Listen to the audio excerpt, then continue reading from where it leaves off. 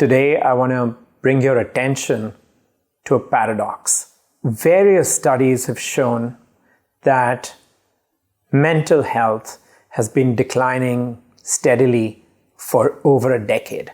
This phenomenon is pervasive, it's global, and it's affected younger generations way more than the older generations. On the other hand, we as a society have not been waiting to respond to it.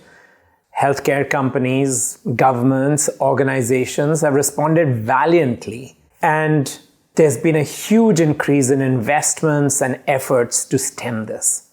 In US alone, mental health spending has been rising by between 3.5% and 5% every year, and the latest estimates show that we may have spent as much as $280 billion on this problem.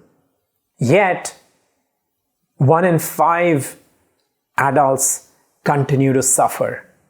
Why is it that this problem continues to rise at a greater pace than all the investments, all the well-intentioned efforts, all the therapies that are out there to address it?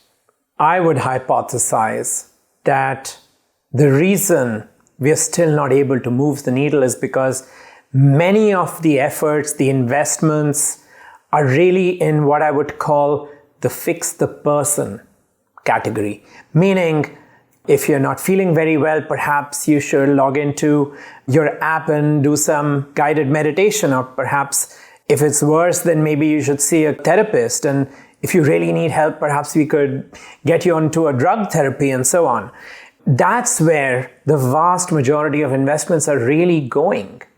But I would contend that this is not an individual problem. This is a societal issue, and the roots of this decline are in the socio-commercial, technological landscape in which we have been soaking in for the last maybe 5 or 6 decades.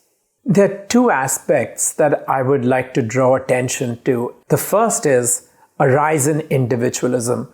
And this phenomena, which has been on for perhaps the last 5, 6, or 7 decades, has been about smaller family structures, people moving away from their roots and going to bigger cities, coupled with a rise in focus on material comfort and performance orientation even within families.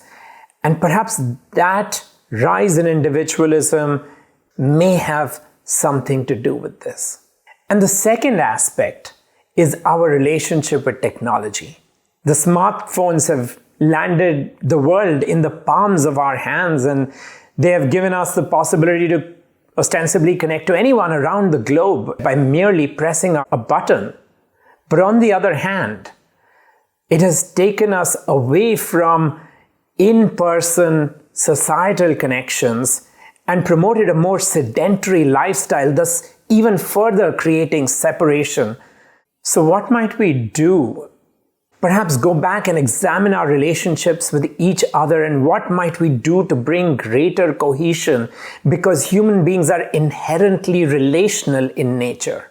And second, what might we do to re-examine our relationship with technology, specifically our phones, and perhaps prioritize human beings over that? If you're a parent, I would say talk rather than text, hug over judge, listen rather than advise. Bring love back into the center of your relationship at home. Do not encourage an early relationship with smartphones.